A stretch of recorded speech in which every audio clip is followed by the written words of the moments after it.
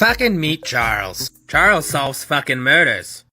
Actually, people pay Charles to fucking solve fake murders over fucking dinner. That's right, Charles is a fucking actor. And Charles does multiple gigs to get by. And I'm fucking interviewing him on episode 3 of the What We Do Inside Hustle show. Yay! Hello. Welcome, Charles. How you doing, Nathan? I'm doing great. How are you? I'm doing well. Thanks for having me. Awesome. Yeah, this is Really episode awesome. 3 of the What We Do Inside Hustle show. I'm the host, Nathan Simpson Kofelt, and it's my pleasure and honor to have my friend who's a fellow actor. We met doing a really fun project that we will get into. We'll talk about that, I'm sure. Sure. And he does lots of improv and comedy, as well as other gigs that we're going to get into. So put your digital hands together for Charles Herrera. Oh, yeah. No, I heard that. I hear it all. I feel the energy. Yeah. Thank you. Thank you. The dogs are feeling it too. Yeah. No, dogs are friendly. I can hear the friendly barks. Well, cool. Thanks for having me, man. Yeah, definitely. Really appreciate it. You want to tell the audience a little bit more about yourself and what you do? Yeah, I mean, I do a lot. To give like a general background, I'm kind of new to all this performance stuff. I used to manage restaurants for like 10 years. So like I just fallen into that. Like I didn't have any plan, and that's kind of consistent with me. Like I just kind of like go where I feel. Like I don't have a degree. I never like could think of what I would get a degree in, you know. And I think I found performance a little later and wished I had found it earlier, but I've done what I've done. And I intentionally quit restaurants in 2018 because I had taken my first improv class in March of that year. And working in restaurants, you know, they always be like, you know, have fun. You know, it's a fun environment, have fun. And I'm like, it's not. Like I'm managing, it's not fun. No. And I realized that with improv and kind of experiencing that, I'm like, this is fun. I really have fun with this. And I don't have fun doing what I do for my career. It was a career level management. I was making pretty good money. So I quit. I just didn't want to do it. I was like, I can't be here anymore. And I quit. And so at the end of 2018 was when that happened. And since then, I've kind of been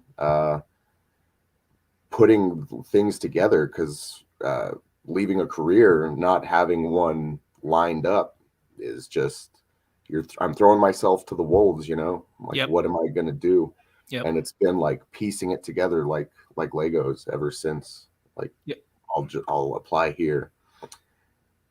And I think that's an easy thing is to apply, you know, and one thing with performances is there's no application, you know, it's a whole different system of when you're trying to get into acting or when you're trying to get into comedy, just performance in general. There's no like application for stand-up comic, you know, there's no application for actor. There's a whole wide world of anything you know, like, do you want to dance? Do you want to act? Do you want to write? Do you want to produce something? Do you have a bunch of money to throw at something? Like, what is your role in this? What do you have? What are your talents? What do you want to do? What are you comfortable with doing? You know, you might be a really good singer, but you do not want to sing on stage. So, man, there's like, what do you do? Yep. And yeah, there's no application, but you really have to be an expert in marketing. And like you have to market yourself. Yeah, that's a big part. Saying. Like, yep. And coming from a background of places that market for you, have everything set up for you, you know, like I worked at a really popular barbecue place in town and I didn't have to do any advertising. That word of mouth spread, you know, people were coming in, giving money, and I was making money off that. And I was like, you know, that part was not my deal. Right.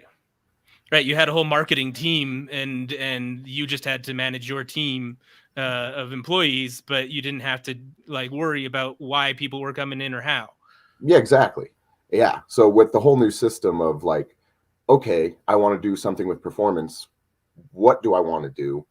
What do I need to do to like get in there and achieve that? And then how do I also, because a lot of that, you don't make money right off the bat. There's it becomes a joke after a while, like, oh, I'm working for exposure. But it's important in the beginning to understand that that's probably what you're going to be working for, that there's not going to be money when you agree to a certain project here or there. So you got to find other ways to make that money Right. and keep your time. Like And managing restaurants was 55 hours a week average. right. So Our journey is actually really similar, where I was a restaurant manager until 2018. oh wow. And then I've just kind of been on my own since then, trying to figure it out. And kind of what you're saying is true with all side hustles, not just acting and performing, where you might not be making money right away. You really have to like have faith and trust in yourself to know that eventually you're going to be making money down the road. This is going to turn into a gig, Right. and hopefully eventually a career. Yeah. Yeah, and I fell into restaurants kind of that way. I didn't plan on having a career. I just was like, I'll try working in restaurants. I went from working in a movie theater, which was closer to something I might have wanted to do, like performance-wise. Right. But then realizing that a movie theater doesn't get you into the movies, it gets you slinging popcorn, and Right. sweeping popcorn up and cleaning up throw up. So it's like, okay, not the world I want to be in.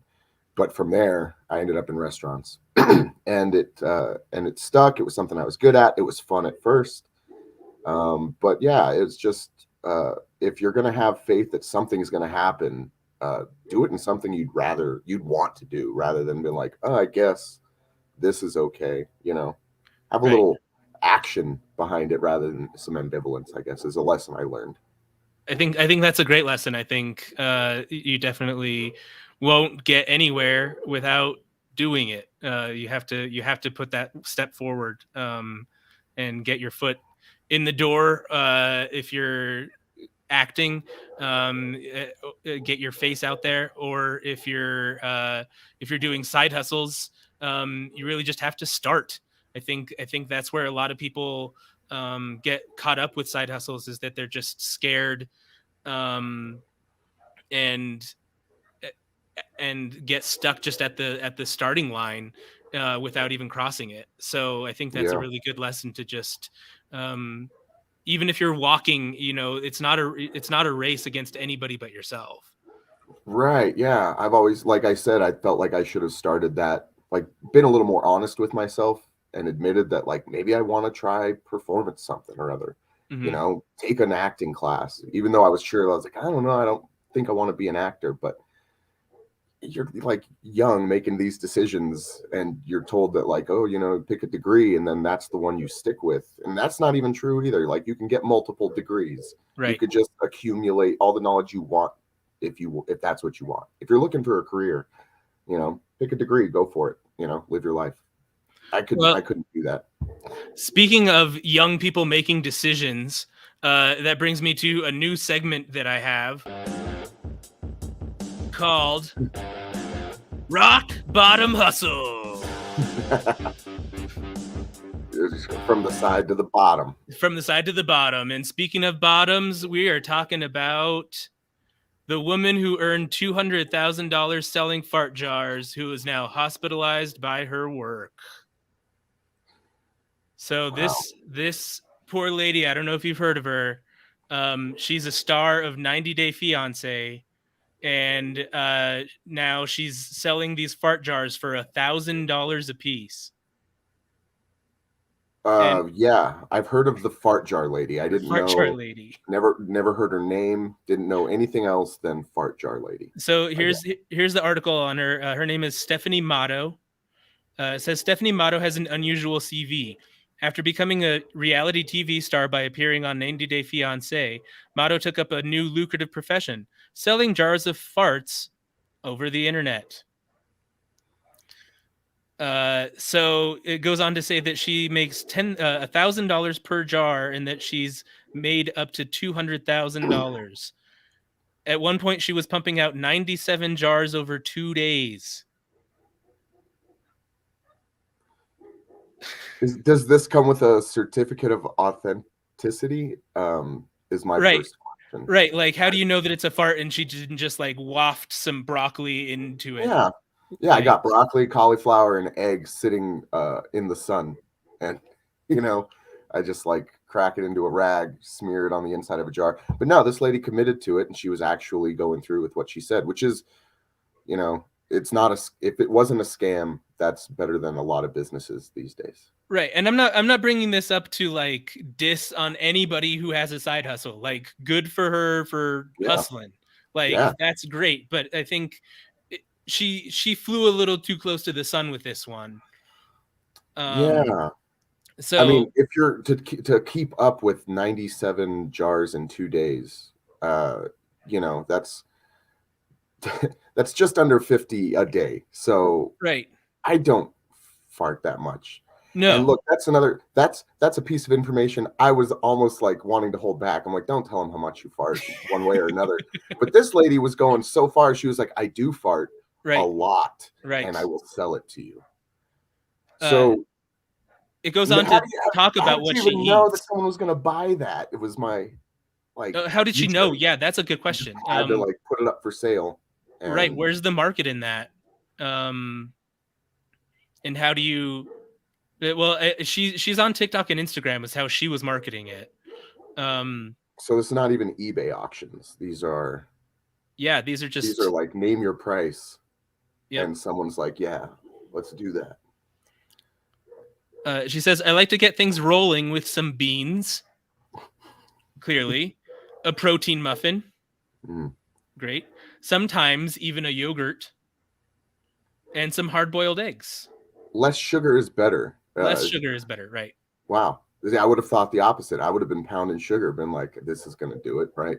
I guess everybody's gut's different. Like, True. So less sugar for her. So she really had to like come to know her own gut biome and what combination of chemicals were going to create the most gas. Although she's probably been doing this for her whole life. But here's the great part. While waiting for those farts to develop, I like to read. I'm very smart. I love to read. That's Trumpian in how it reads. Yeah, that is a very good way to put it, because it's like that's an incongruent sentence. It's like one of those thoughts does not reasonably lead to the other. But you said it, and I have no reason not to believe you. Okay, like I had no comment for that. I think there's the smiling and nodding. I was like, cool, yes. What do you read though? Yeah, that's the question. Later, she told Gem Press she added in protein shakes to make the farts smell worse. Well, that's the only evidence you have is the smell. Like, you really need to focus on. Right, you need to get it in there. That, yeah, you can't be like Essence. Like, maybe there's a fart there. It needs to be like Herbal Essences commercial where you're like smacked in the face with it. What were people doing with these jars? I mean, you just smell them? Apparently I'm not creative enough to like, I have several uses for fart jars. Do you like keep it for posterity? Like, did she sign it and then you just keep it on a shelf and like it grows it gets better with age? And do you keep the receipt with that? Because I think that's part of the story. If it's a story jar, if you're keeping it for the story, you need the receipt and being like, I spent $1,000 on this jar of fart. Right. And here you are looking at it, and you owe me $5. This is a fart jar museum. In the world of NFTs right now, this is very fungible. You know what I mean? Like you are getting a jar. Right. Of something. So you could display it. You could take pictures of it and create an NFT. So that's so creative people today would be buying that jar, but that's an investment. You spent $1,000, but you need to have a 10-fold return on that ROI, return on investment. Right. So you need to then create an NFT, maybe create some art out of it, maybe a TikTok video of you smelling the fart jars and dying, because I think that's the ultimate reaction, because I don't know what other reaction there could be. Like if it was like someone that smelled it and then just passed away.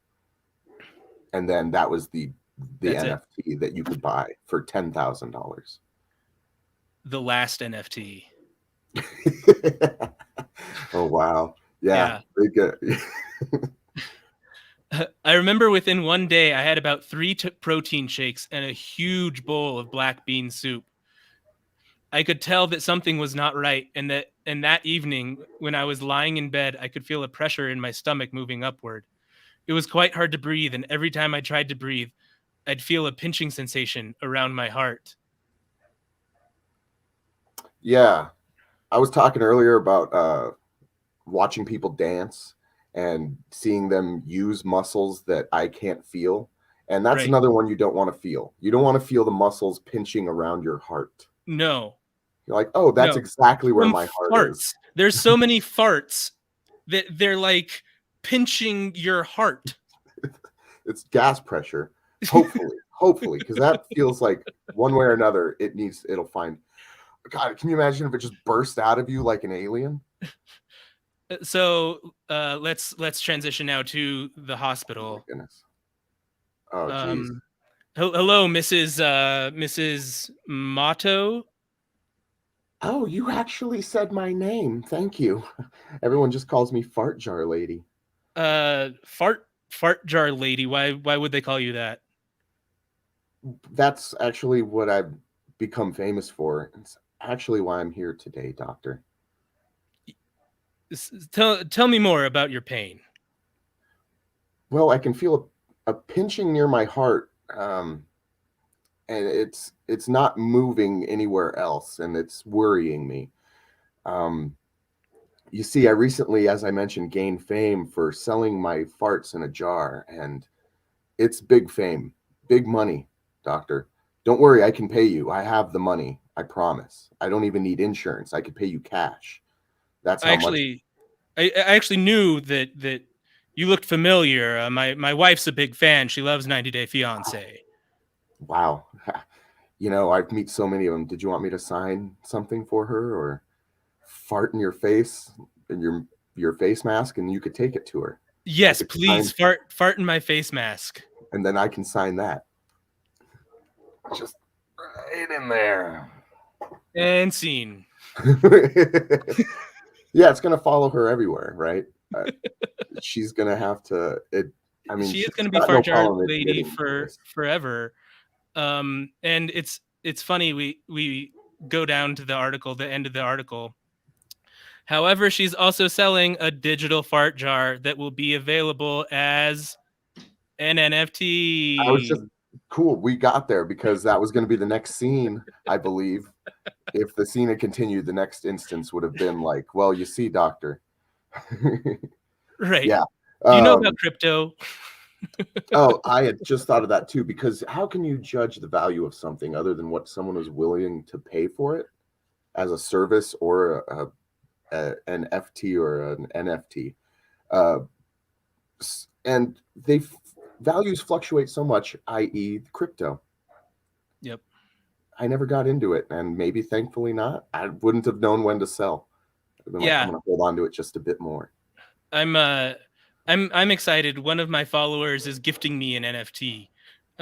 So I'm interviewing her in a couple weeks and getting to know about that world because it's something I know nothing about. So I'm excited to interview somebody and get to know more. Yeah, that's really cool. So didn't cryptos just take a big dive? Is she okay? She's gifting you an NFT. You brought up crypto though. Is she gifting you a crypto NFT? Yeah, NFTs are crypto. They're all done crypto. They're not done. There's no dollar amount. Right. So you can't barter either. You can barter with other crypto, I think. But I can't with the jar of fart that I bought. Right. Oh. Okay.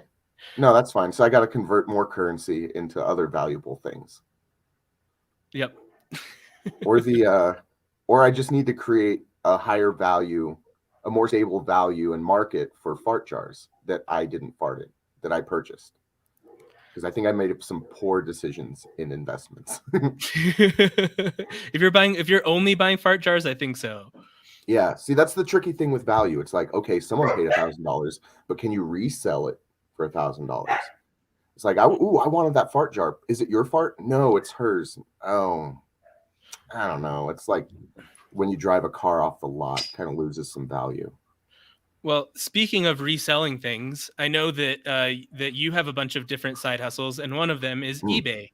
Yeah, You want to talk a little bit about what you do on eBay? eBay, man. So, I mean, everyone's familiar with eBay by now. There's the auctions, and then there's the sell it nows, and you're purchasing it from someone who's just private selling it. So in 2012, when I first bought my house, I had my cousin live with me. And my cousin Mike, he showed me like what he does, and he's got not. It wasn't a side hustle; it was his main hustle. Mm-hmm. He would go around to garage sales and buy things for as cheap as he could, and turn around and sell it on eBay. So you're flipping things. Right. So I learned how to kind of do that and just assess it, and kind of just got used to it. So what I don't go to garage sales typically, but luckily moving into a house, I had hoarded several things that I didn't want anymore. So I had purposefully bought like maybe throughout high school, I was in a collecting phase of comics and action figures, and I would keep them in their boxes. So I'm like, this is going to be valuable one day, and I'm going to sell it. So when I moved into my house, I had loads of action figures and things that I just started getting rid of and selling on eBay. And since then, it's like anything that I have in my house that I don't want, it's like, it's got to be valuable out there to someone. Let me throw it on eBay. So I had a truck one time that was in a wreck, got totaled. So I lost the truck. But in my house, I still had the owner's manual for it. So I was like, let's try it. Like, I don't know, it's a good hunk of paper. I felt like I didn't want to. You could recycle it if you believe in recycling, or if you believe that recycling happens after you throw it in the blue bin. But I could put it on eBay and turn it into cash, or hopefully. And I did. I put it on eBay. It was the thing I had least amount of faith in, and someone bought it. Wow. So like I tend to put things on eBay, either the collections of things I've had, because I'd saved my Nintendo Entertainment System with all the games that I owned. That went on eBay a couple years ago. Ended up selling things like that. So yeah, it's like every once in a while I'll end up with something I don't want anymore, and eBay is where I'll try to get rid of it. And a lot of times it works. So it's like my own garage sale in my house. It's like I find something new that I didn't have. Yeah. It's like the benefits of being a hoarder that's not attached to like truly hoarding. It's like I just forgot about it, or it's like I just put it in a corner. The forgetful hoarder. Yeah, and then I'm unorganized in my house is helpful. Well, you actually answered one of the questions that I like to get to, which is, were you an entrepreneurial child? No. I needed the applications to get me, like, give me an application, I'll fill it out, type thing. Like, yeah, you didn't have a lemonade stand or... No, I never did that. It was like, my mom would be like, hey, this friend of ours has a house with a basement. They need the basement cleaned up. Mm-hmm. So you're going to go do that, and he'll pay you. Sure. And then I got paid in a cologne set. I remember it wasn't even money. It was like Brute cologne, and it was the aftershave cologne, shaving cream. Yeah, and I was like, okay. And it worked because I'm like, no one else smelled like Brute in middle school and high school. But yeah, so like that's how I ended up coming into jobs or things I'd earned money when I was a kid, not an entrepreneur at all. It's funny though, listening though, you had the mindset to keep your stuff collectible and to keep it nice and keep it away for the long run though. So yeah. I think that it's a different entrepreneurial mindset where it's not just, I'm not going to make money now, but I'm gonna keep this and it's going to make me money later. That's true. I think if it was a Venn diagram, my collector mentality kind of overlapped there with the investing mentality. So it was maybe an excuse to like collect stuff that I liked looking at. Like action figures are art and comic books are art, and I really enjoy like seeing that stuff and looking at it. But I don't necessarily need to keep it. So I like collecting it. I like having a collection, a series of things, like maybe even DVDs. Like, oh, I have all the good Indiana Jones movies are on DVD, and right next to the Back to the Future, because these are my series of good trilogies or whatever. So I like that, but then there's a point where I'm like, oh, I could get these digital. Maybe I don't need to keep them. So like the collectability has an end to it, and the hoarding has an end. But Yeah. so that's where it's been a blessing to like know and really learn to utilize eBay, because I'm like, I don't have to hoard this stuff or let it go for super cheap at a garage sale, and someone turns around and sells something I sold them for a quarter for $100, because I've Right. seen it happen. Like Yep. my cousin bought a bag of toys, a quarter for the entire bag, and in that bag there was a little strawberry shortcake. Like she would usually go with a high chair, but she was missing the high chair, and he put it on eBay. And the auction started going crazy, and people were messaging him like, "Hey, would you take it off auction? Auction, I'll give you $100 right now," which you Wow. can't do. That goes against eBay standards. But that's the kind of hype that, like, if you know what to look out for, if you can just stumble on something like that and just like that's a huge profit increase. Do you have any advice on how to like do any research in a specific niche or anything like that, on how to really know what's going to be selling like that? Um, man, yeah, I would aim to collect action figures and comics using the Wizard Guide, and Wizard might not even be around anymore, but it was a paper magazine that would kind of like show you what could be trendy, what could be hot in the future, and what prices are trending at now. So Okay. you can follow trends and stuff. But without that, I don't know, like there's probably lots of resources out there on, like, I always go to YouTube because there's communities. Hmm. Another community that I think people take for granted is Reddit. There's so many subreddits. If you're into a certain niche thing, find the subreddit, because that's where everyone's goes to like talk about that thing. Right. So you can learn a lot of things. Like actually, I use the DoorDash driver subreddit, because if you're a DoorDash driver, which I do, they don't give you a handbook. There's Right. no like, training period. You are by yourself accepting or declining an order. But the way DoorDash has things set up is very manipulative.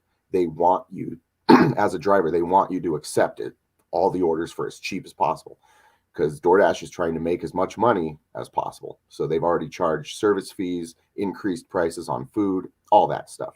So if they can get a driver to accept an order for $2 versus a driver that wants it for $7, that's going to be better for DoorDash. So they're very manipulative with their ratings, and they show you like, oh, you didn't accept a handful of orders, so now you're 80% acceptance rate, which we color code in yellow, making you think that's a bad thing. But you're independent contractors, so there's nothing they can do. I've accepted no orders for hours and brought my acceptance rate down to nearly zero. In fact, it never goes to zero. It always teeters on one. It just Huh. stays at one. Sometimes doesn't move, because also they can't afford to just ditch drivers. So a lot of these things I figured out within the first couple years of doing DoorDash, like the long hard way. But then I found the subreddit, and it's like all this good information is there. It's essentially the user manual for DoorDash drivers. Like, go read that, look at it if you're thinking of doing DoorDash, because man, that's like all the years of wisdom from people that like have over 4,000 deliveries and would tell you, look, don't accept this order, or pay attention to this, or don't worry about this. Yeah. And this means nothing. And DoorDash will tell you that. But again, they're using words to make it seem like you're in danger of losing your job, which you're not, because you don't work for them. Right. Right. And so all that good information can be out there, like in Reddit. And so, like, yeah, for eBay, I would say if there's any niche thing, maybe find a subreddit, find the community. Wherever the community is usually where that information is. Because as I've talked about value being different things, like I wouldn't pay $1,000 for a jar of farts, but someone would. It's like someone wouldn't pay $1,000 for this collectible comic I have, but someone will. Right. eBay reaches the nation, even the world, if you let it. And I have found that most of the money is on the coasts. So if Yeah. you're looking for a top dollar amount, if there's a niche community that exists somewhere in California or New York, they're going to have the money to throw more money to throw at something you're selling on eBay. So That's good advice. Yeah. Reddit, to answer your question, I think might be the best for niche. Yeah. And you talked a lot about DoorDash, and I know you do DoorDash and Lyft. Are there what are the other than it being kind of manipulative and everything, what are the positive aspects of being an independent contractor and working with companies like this? Well, if you juxtaposition it to working for a corporation, like in a restaurant where you're there and you have management above you in multiple tiers, you have like the assistant manager, and then you have the restaurant manager, then you have the general manager. As an employee, that's a lot of people you're listening to or deciding not to listen to. As an independent contractor, now you are all those positions. You make the executive decisions. So I find a lot of comfort in that, like the anxiety and trying to get to work on time, all of that stuff, that the tension and stress that gets wrapped up in having a job, aside from the needing the money stresses that, paying bills and stuff, but just the stresses that come with having the job that you want to make money to pay those bills, is a lot of that's gone. Like you don't have anyone over you. You decide when to work and when to not. So the stress comes from different ways. Like, oh, I'm not making enough money right now. Like, oh, I could be doing something better. I'm wasting my time, or this person's not happy with me, or whatever. But the cool thing about those, like you mentioned, Lyft, DoorDash and Lyft, you could do them at the same time. Yeah. So that's another benefit of that. Like I can't be clocked in at one place and clocked in at another, but you could be juggling multiple ride apps or delivery apps at the same time, because you have this ability, like I said, to decline things, and you have the overall executive function of what you're going to be doing, what your day looks like. Mm-hmm. When I would juggle them, I would juggle like 2 delivery services at once. But I would only do one ride service because the ride services seem to be busier. Also, I don't do ride services now after the pandemic. I'm like, no way, man. Like, right. I'm not finding myself in any position where I have to argue with someone to get them out of my vehicle. Right. Like, that's the easiest way that I catch an assault charge. I don't even get into fights, but I would if someone wouldn't get out of my vehicle. I think I'd cross that line real quick. Right. So I just chose not to do it. I'm like, don't want to be dealing with people like that. Yeah. But, do you have any favorite Lyft stories from before the pandemic? Any fun? Yeah, man. There's actually one specific night. I mean, like, any ride can be interesting. You're bringing a stranger into your car. You got to figure out how to pass the time if it's a long enough ride, which you want because that's where the money's at too. Right. But in one night, I had increasingly drunk women get into my vehicle, and it wasn't like that I was selecting the orders I accepted on name or anything. I was just accepting what came, and it started around 5:00, 5:30, and I wasn't getting a ride. And then around 6:00, I got my first one, and it was I was picking someone up at a bar, like 6 p.m. So I picked him up, and she would probably like had a few drinks after work or something. She was going home, but she was in that really friendly, like smooth move, and she was like, "Cool, like, what's your name?" She sat up front, which is unusual, and she was just really talkative. And I was like, this is unusual. And when we got to her house, which she didn't live that far away, she hesitated getting out of the vehicle, which is unusual. Most people are like, we're here, I'm out, see you, thank you. Right. And she like sat there and she was like, so, and I was like, oh man, I was like, this isn't a date, I didn't tell her that because I'm like, we're here. And she like slowly got out, and she was like waving as she walked away. And I was like, odd, And then the second ride happened immediately after that. Picked up another drunk woman. This time, her and her neighbor, who might have been he's definitely under the age of 21, ended up taking them to a gas station where she bought alcohol. They were having a house party. Oh, no. Like, lived next door to each other. So I've got 2 drunk people in my vehicle, one of which is not supposed to be drunk, most likely. And I'm taking them to go buy booze. which I think could be a crime, but I'm also a Lyft driver, so I don't know. We're like, just pretend I don't know that. I don't know where Right, the like you can't ID responsibility is. them. Like we're on our way to That's buy not booze. the I need to see your ID. yeah, Like it's not the it's job. not I'm the just a job. ride, you know? Right. Which, what if someone got me like, I need you, like, be here at this time, at this day, and then I show up and they just robbed a bank and now I'm the getaway vehicle. Like, I don't know how you would know that. You know, there's all sorts of things. Anyway, that never happened. But after that second one, I was like, this is going a certain way. You know, this is trending. After I dropped them off, she had forgotten her purse and her laptop in my car. So Right. like I drove away and then she called me and I had to come back and she was like, I'm so sorry. Thank you. And she From then on, you're like, it's gonna be one of those nights. You know, you're Yep, like, I picked up. it's a full moon or something. Like something's in Oh, the I air. didn't even look at that. And that's a big thing for like restaurants. Weird thing happened. It's like restaurants and ERs. You want to keep track of the moon. So I didn't do that. But the third ride I picked her up from a house party. And by the end of the ride, it recontextualized what I saw when I picked her up. And when I picked her up,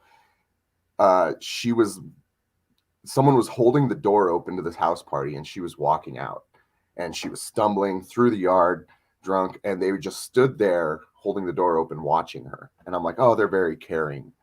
And they want to make sure she gets to the car. She probably drank too much. She gets in the car and immediately is like, I want to put on my music. And so I let her connect to the Bluetooth. We're going a distance. Like I'm taking her from the Northeast Heights out to Northeast Heights down to like University area, something like that. And so we got a ways to go. We're going to be taking the freeway. Her music comes on. She starts dancing in her seat and the dancing's getting crazier. And then she's like leaning over and like dancing and touching me. And I'm like driving and I'm like, oh, geez. And that continues on to where she puts on a Tina Turner song, Proud Mary, actually, the cover of Proud Mary. And that song starts really slow.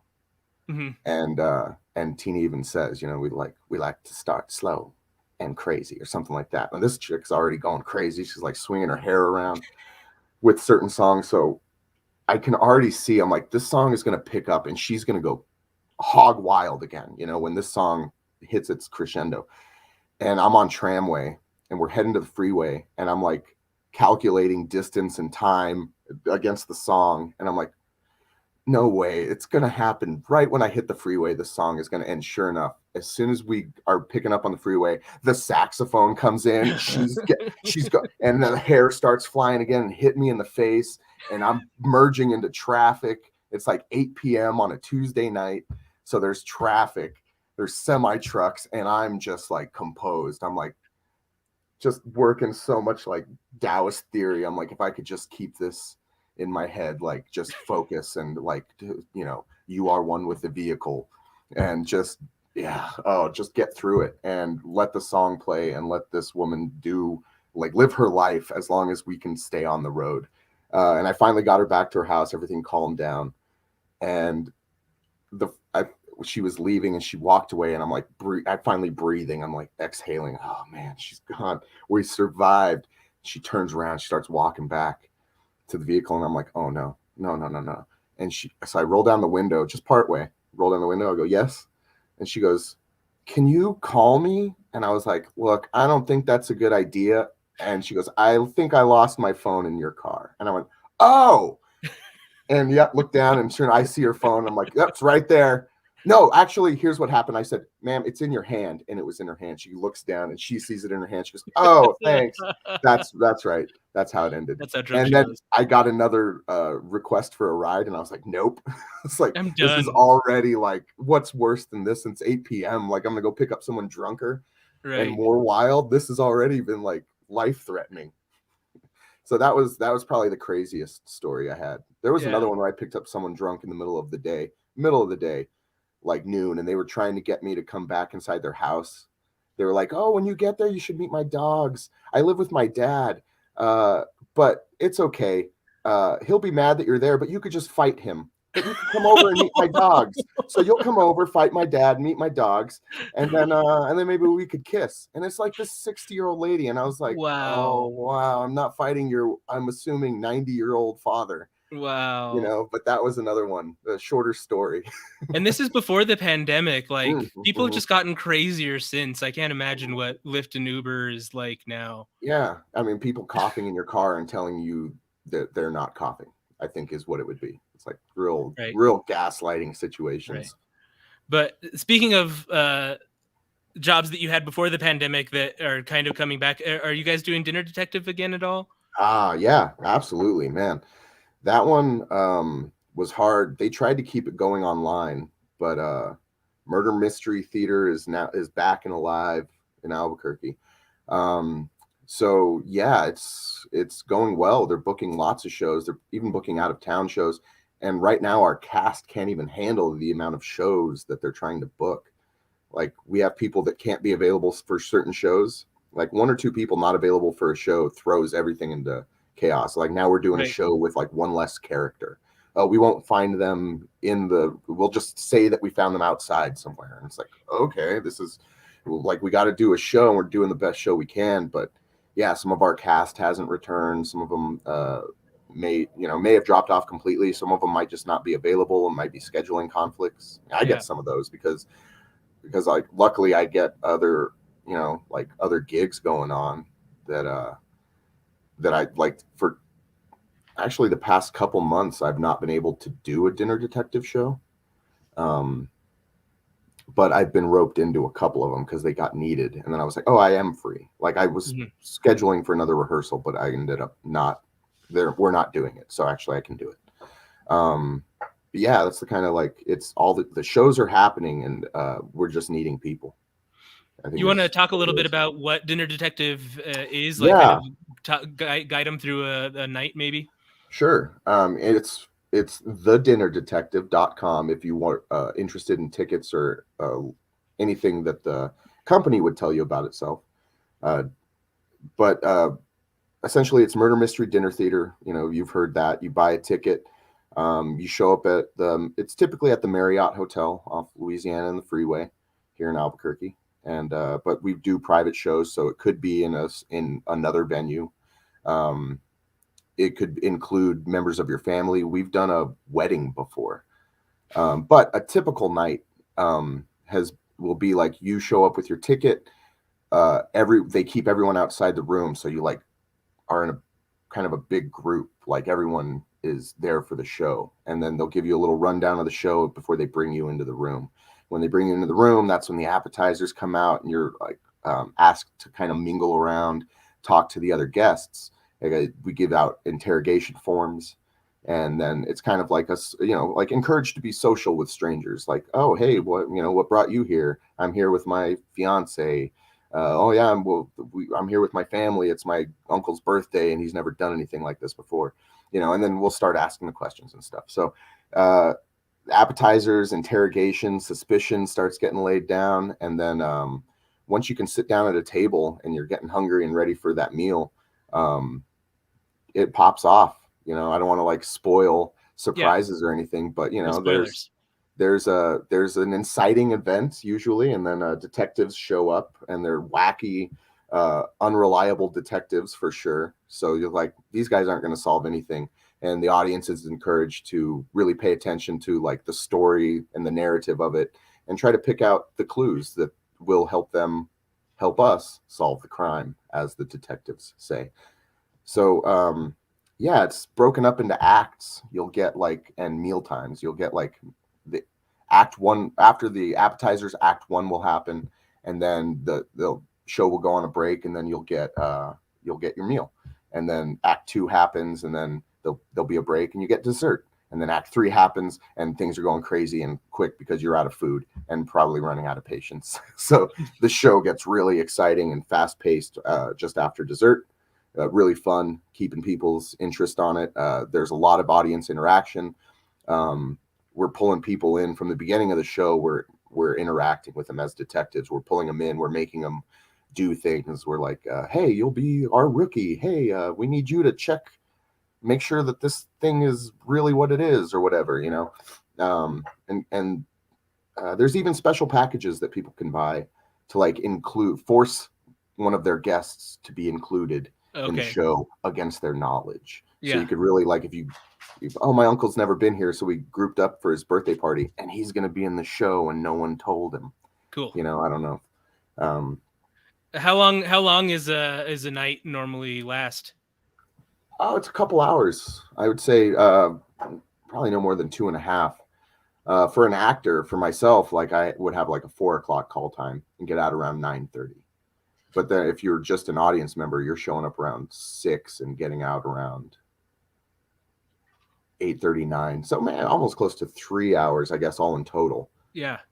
But 2.5 for the whole show. For like once you sit down and the show starts, you're like 2.5, 2:15, 2.5, something like that. Right. Well, it's one of the only like reliable acting gigs in town. So congrats to you for being on it and for what you do there. That's really cool. It's really fun. It's great cast of people too. You know, it's when you talk about a lot of gigs, you're like, I got to go to work, and you know, I got to send into DoorDash, and I got to go to work. I got to do my shift over at Chipotle. I got to go to work. But when I talk about Dinner Detective, it's not work. It's a show. I got to go play with my friends. Like, oh, we're gonna have fun. Like, yeah, it's playing. Kind of like what we got to do on quarantine. Exactly. Oh man. Then that's happening again right now too. They usually do it around October, as you know, as being a Quarantine Productions stalwart. But they're wanting to do one at the beginning of the year because they didn't do one last year, I guess. And they've come up with a very COVID safe, social distance like idea for a show. And so that's a very small cast, but we're in rehearsals right now for that. Cool. So I've got that going on at night, and then I've got like the day job that I try to keep part-time so that I can juggle all these other gigs. And then Dinner Detective, like you said, it's the most reliable and consistent acting gig here in town. So like if you want to act, it's not just scripted acting, you're not like forced to learn a script. There's a little bit of improv in there too, which helped me because like taking that one improv class, kind of like continuing to take improv classes, I start meeting people, I start gaining awareness of like, oh, there's an audition for this thing, and then someone's like, you should go, like you should do it. Cool, I'll do it. So the network grows, and then the group of people that like are watching out for you grows. And there's so many communities, like, you know, the theater community and comedy community, because you mentioned that we met during quarantine. I think that's where we got to know each other the best. But I met you doing I think we should pause for a second and mention that Quarantine is a show. Oh yeah, quarantine has a completely different meaning now. It's true. We met while we were in quarantine together. While we were in quarantine together. That's true. That's true. Quarantine Productions, I tried to state earlier because it's this group of creatives that put together shows in a haunted house style every year. And you guys have done it. I'm new to this. You guys have done it in corn mazes, and it's always been like kind of there's been a narrative to it, or am I? Yeah, there's kind of a through line through all of the different quarantines. There's kind of a story that if you've been through all of them that you can kind of piece through, but recurring characters, names, and and I've picked that up through the 3 years that I've done it. Well, this is the third year now, and it's like it's the same creative team that group that holds the auditions, groups up, and puts these together. So they're awesome, and I'm definitely thankful to be to have been given the opportunity to audition and play with you guys. And it was so much fun doing what we were. Quarantine Presents Phantasmagoria. That was the one we were a part of, right? Yeah. And the one that's being produced now is called The Loop. The Loop. Cool. The Loop. So yeah, that should be out. They want to aim for like an end of March, beginning of April showtime for that one. Awesome. Cool. So yeah, we're doing that. But I wanted to say that you and I met doing another little comedy skit called Match Snatch Snatch. Yep. That's done by a comedian here in town, Rusty Rutherford. So like I think if you can remember, if you cast your mind back, the first time you saw me, I was walking across the street in a tuxedo. Yeah, getting ready to film my little like dating segment.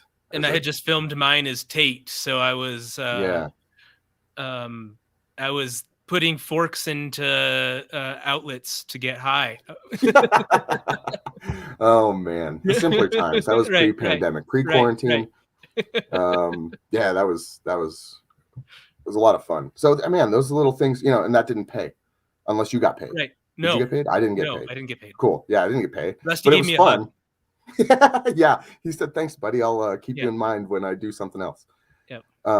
Yeah, it's like all my favorite little gigs and things. Not even gigs, because if you don't get paid, I don't think you can call it a gig. But if you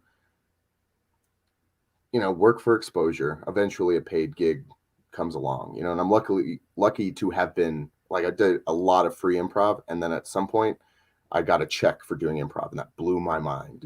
And it was for a theater here in town that puts on a holiday review every year, and an improv team is part of it, a small part of it. Well, it's a big part of it, but considering all the other acts and everything that happens, like, I feel like our work is very small. But to get any amount of money for something like that, I'm like, oh, like this, yeah, if I can grow this anyway, and like I'm not putting DoorDash stickers on my vehicle. I'm not wearing the red face mask with the D on it, you know. Right. I'm not wearing the purple Lyft hat. Lyft gives you a jacket for like 1,000 rides, and I got the jacket, never wore it. I think I donated it out to like Goodwill or something, because I got a lot of jackets, but I'm not shilling for these companies. I'm definitely not trying to grow and produce them as a business that I do as a side hustle, as they were trying to make it my main hustle, you know. So I'm putting the time and effort into all the fun stuff, the quarantine productions, the Dinner Detective, the what else do I do? the Duke City Repertory Theater production that's happening as well for Valentine's Day that I'm a part of, the improv team. Oh, I think there's improv and Dinner Detective. Was to tangent back. Yeah, so Dinner Detective is a really fun scripted / improv-y thing that I do with other comedians here in town, some stand-ups, some actors / comedians, because I guess if I'm looking for a label, actors, I get a check for acting. Yeah, you know, from Dinner Detective. Awesome. It says New Mexico actor is like how they memo it, and I'm like, I dig cashing that check, you know. Yeah. Not a lot of people in New Mexico can do that on a consistent basis, so that's really cool. Yeah.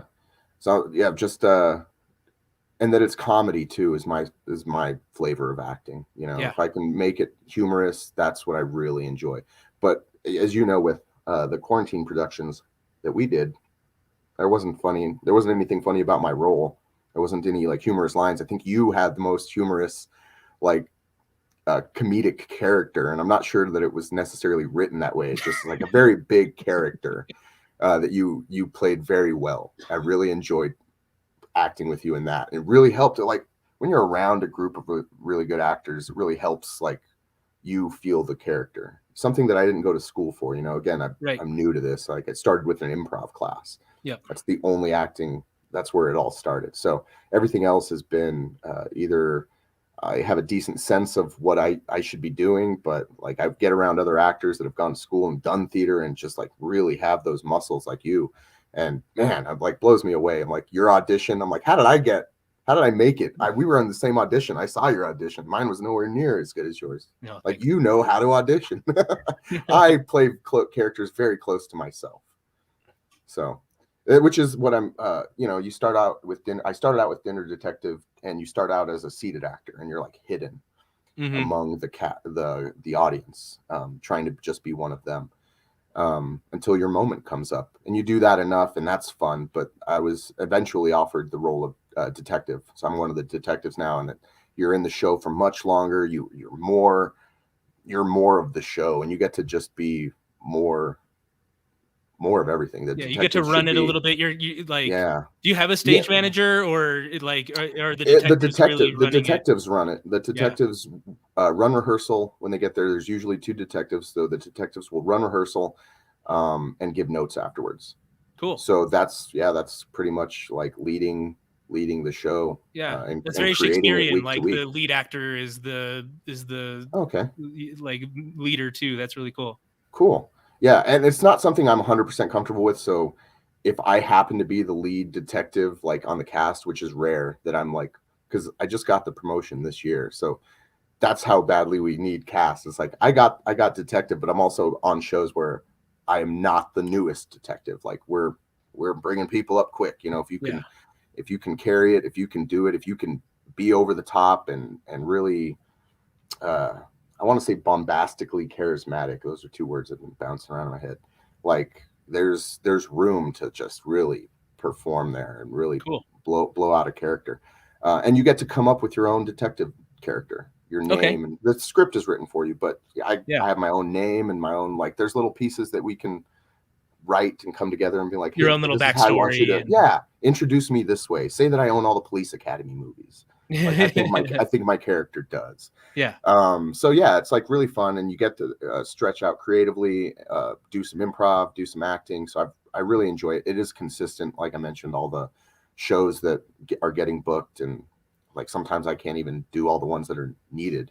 And then we already mentioned him, Rusty Rutherford's on Dinner Detective as well. So lots of fun people.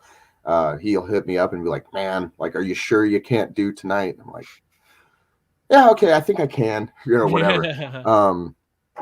So yeah, it's always fun to do, and definitely grateful to have it. And it's I'd say the most fun gig I have. I mean, I'm by myself doing DoorDash, and I get to sing and do my own little solo performances, listen to the radio and stuff. But maybe I should put that on TikTok and see if I can get, like, be the DoorDash crooner or something. I don't know.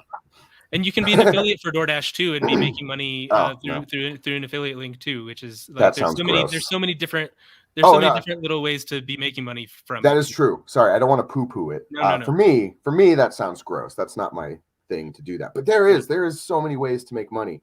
And I like the NFTs, like we already talked about. There's so much regret. And I'm like, God, could I have created an NFT by now and had an extra $1,000? Right. And then I'm still not, like, I don't know what I would do.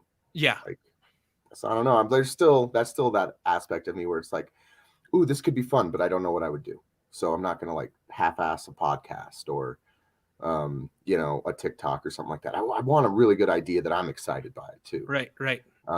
But I wanted a podcast for forever, and I've never really found that one thing that was like, oh yeah, this is it, until I started the TikTok, what we do in Side Hustles, and then finally was like, oh, this is something I can talk about for a long time with people. Yeah, this is really cool. Yeah, 'cause you're passionate about it, and it's interesting to you, and it's rich with like topics that you could, like, I don't know a lot of the side hustles. I'm learning all this. Like in 2018. My first move after quitting a restaurant was to apply at a grocery store in their kitchen. Yep. So it was a half step away, but I was learning. And then they were like, we want you to be a dishwasher. And it's like, not what I want to do or can do, but I mean, I can do it. It's just not what I want to do. And then they were like, you're not the best dishwasher. And I'm like, no shit. and they were like, we're going to let you go. And I'm like, that feeling is so good. Like when you can walk out of a place you don't really want to be in the middle of a day, even if it was taken from you. It's like, it's fine. I was doing DoorDash part-time, and once that grocery store let me go, I just fell back onto that full-time, started doing that. So 2019 was the year of DoorDash and Lyft. Like I did it full-time, and that's where I was like, because I needed to, that's where I found that I could, right. And I just took that risk of doing it. And it was a risk quitting that career level job, but there's so many ways out there, especially these days. Like if I had quit that job 5 years ago, DoorDash wasn't there. I don't know what I would have done. Right. I think I would have found the side hustles that were around then, like shit, I might have dealt drugs. Who knows? I don't know. It's like I knew people, like in restaurants, you end up knowing people like that you don't think you would know. You're like ex-cons and drug dealers and stuff. So it's like, when you think of like, how am I going to make money? It's like, well, I know this guy, and I could pick up an ounce and I guess I could sell that. But I'm not motivated to do that, but it's there. So DoorDash is a really good thing because you don't Right. have to sell drugs. Yep. You could definitely, there's easy ways to make money these days all over the smartphone, you know, Right. apps, so many Right. apps, and it's only increasing now. TikTok is amazing. Instagram, you can make money off being an endorser and products, like you're saying, an affiliate for things, Yep. because we've set up the system that reaches so many people, and it advertises. You know, like I've taken advertising classes, like at the community college here, and it's a hustle, man. Advertising itself is a whole. It's a hustle wrapped up in our entire like society, Right. too. Right. To advertise, you know, man. Most recently, we are hearing about the Carhartt. You know. Yeah, I don't know what's going on with thing. that. So I just learned. So for my take on Carhartt is, I just learned Carhartt was a product, right? It's not one that was on my radar. Right. But I learned about it by someone who was passionate about that they wore the product, because they said, oh yeah, I wear a beanie. So I was like, this is my beanie. I like it. It's a Kangol beanie. I've had it for years. And my friend was like, I have a Carhartt. I enjoy it, but I actually earned this because I work for a living and I do like manual labor. And I'm like, oh, I just learned that Carhartt is associated with blue collar work, manual labor, that kind of thing. Like, Okay. Cool. I just learned that. And then, so I start seeing it now on Instagram. And that's why he said it, because it was trending and just became a trendy thing, like to wear the Carhartt label, but not do any work or not be like, know that the Carhartt gear, it's like Dickies. It's like workwear. And if you're just fashionably wearing it, then people that work for it are like, no. It's not a brand, it's a lifestyle. So it was trending. And then like a week after that, I guess what I just learned yesterday is the Carhartt as a company mandated vaccines for their employees. So that's what now happened. Swung, the pendulum was blue collar, started becoming trendy. Blue collar were against that. And then Carhartt was like, get vaccinated, because maybe they're smart and they could see their audience growing. And they're like, we know what this audience wants. So they say that, and now they're losing that other side of their audience. Well, they still buy the stuff, but only to burn it. So they don't understand capitalism. But yeah, you could be an influencer. You could find a brand that you just becomes trendy and be like, just sell it. You just be, selling everything. Yep. Paid advertisements are crazy nowadays. Even so, I just had an interview last week for a new app that's coming out, and they want to pay me to do some stuff for them. So cool.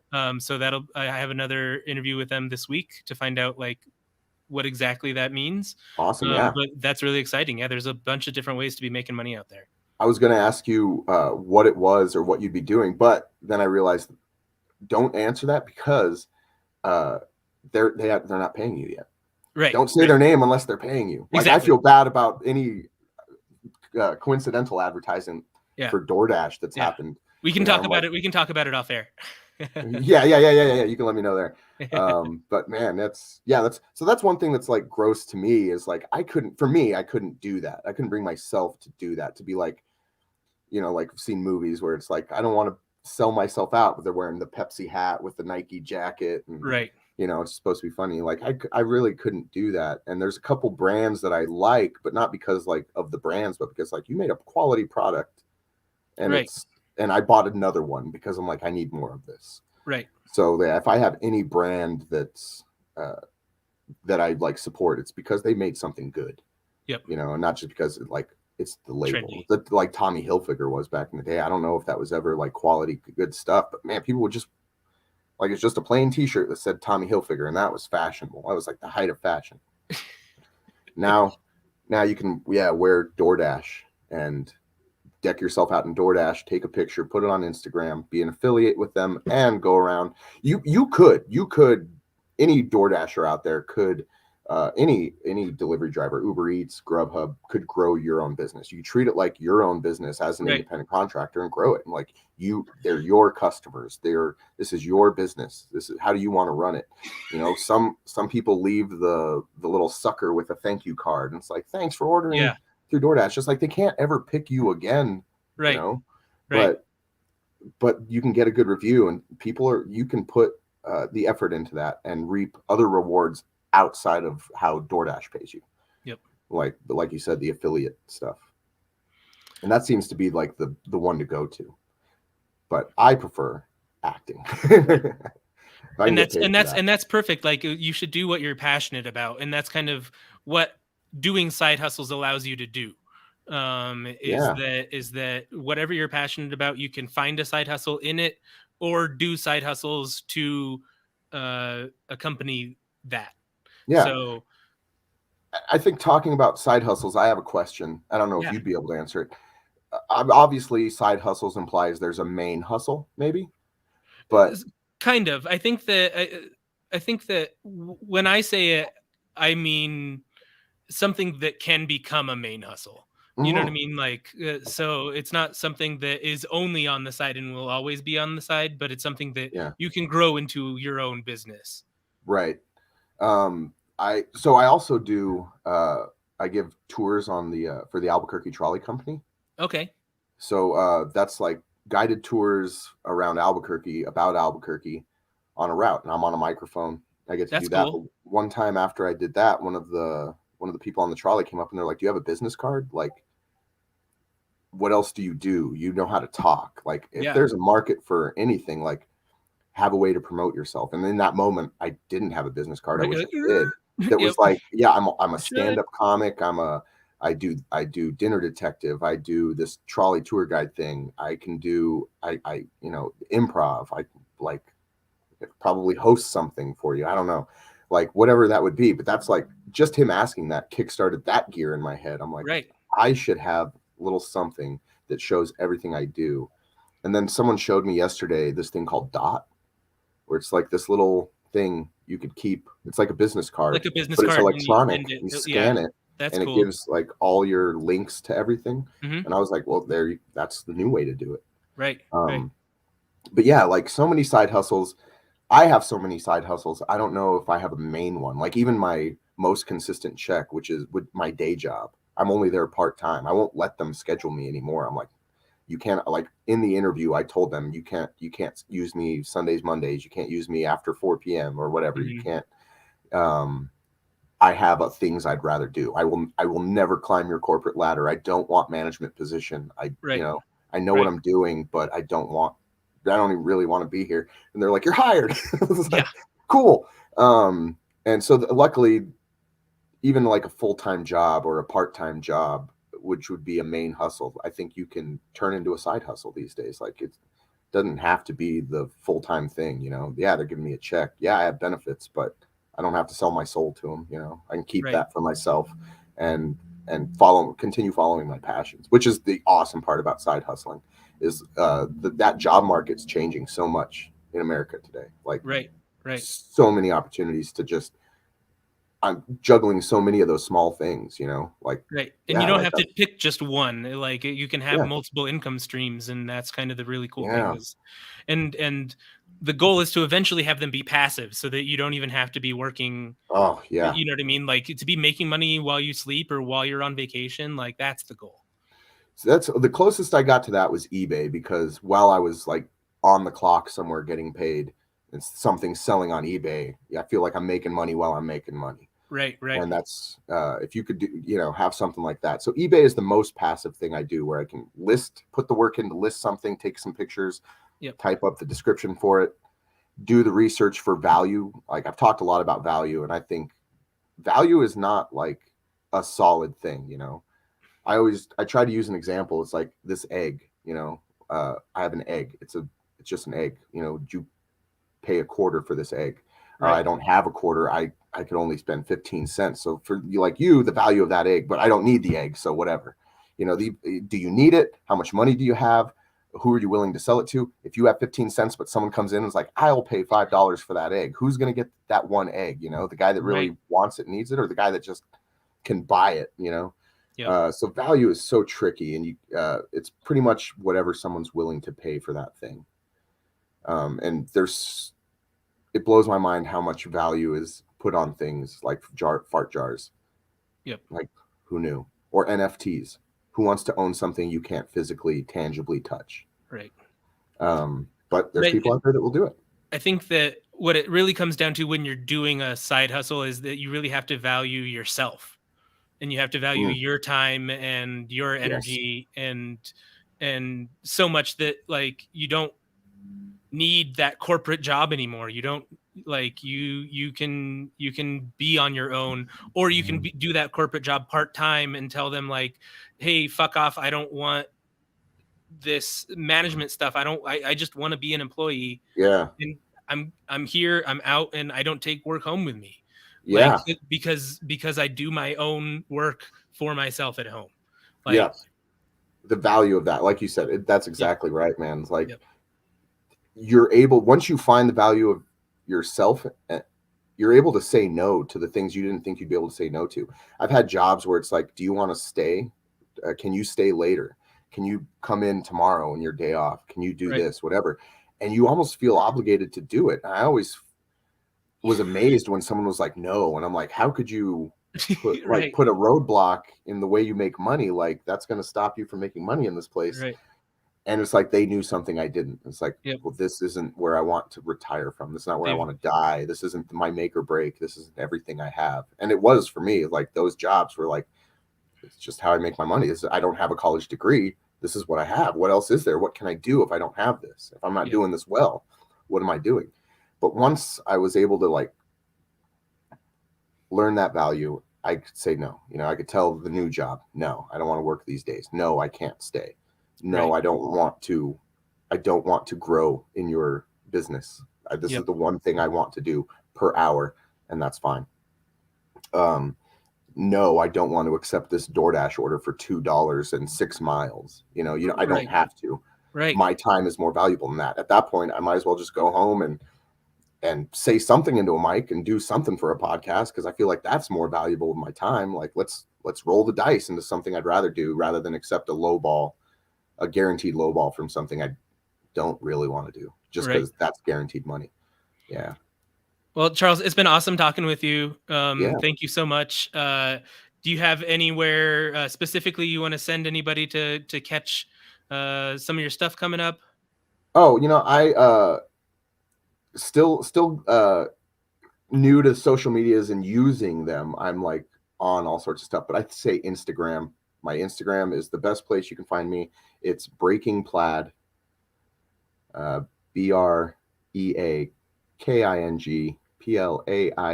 all one word. Breaking Plaid. Breaking Plaid is here on the. Oh yeah. Yeah, sweet. So that's Instagram. I usually advertise for anything I'm doing through there. Not so much the dinner detective shows, because that's like, I don't know when I'll be doing them. There's shows that they mix up the cast. They don't want an audience. Right. They have different scripts. So as an audience member, it's enticing to go to multiple shows. You might not get the same script. Okay. But you don't want to get the same cast either. You don't want to start recognizing people. So they really try to switch things up. So I never know which one I'm going to be on. If anyone wants to catch me on Dinner Detective, go to dinnerdetective.com, thedinnerdetective.com. Look for ticket times. And if you're interested in seeing me, like if you know me personally, you can also get at me through Instagram and find out like if I'm doing a show or what date I might be available for if you were trying to buy a ticket for a show I'm on. So very cool. Those are the two spots. I don't have like a business Facebook yet, like Charles Comedy. Yeah. I don't know. Like it would be quiet. Like that's the other thing with juggling and with a lack of focus. I don't know, like I'm not doing Dinner Detective this week. I'm doing something else, but then that's going to be done. And it's like, I'm all over the place. Right. It's hard to advertise to one specific place when you have so many different niches. Yeah. Or to even grow myself efficiently, maybe, because I don't have that focus. Because I'm like, I put time in here, but then I got to take a break putting time in there, put time in here. Yeah. And I feel like I'm losing this over here. Maybe like I've lost connection. So yeah, it's I would like to whittle it down. So Instagram, usually filter everything through there, and then dinnerdetective.com. Perfect. Well, we are What We Do in Side Hustles on TikTok, on Instagram, on YouTube, on Facebook, wherever you want to go. Check out what we do in Side Hustles for more side hustle content, and go to thedinnerdetective.com for Dinner Detective tickets if you're in Albuquerque. So thank you so much, Charles, and we'll talk to you soon. Welcome, Nathan. Thank you. Yep. Bye. Bye, everybody.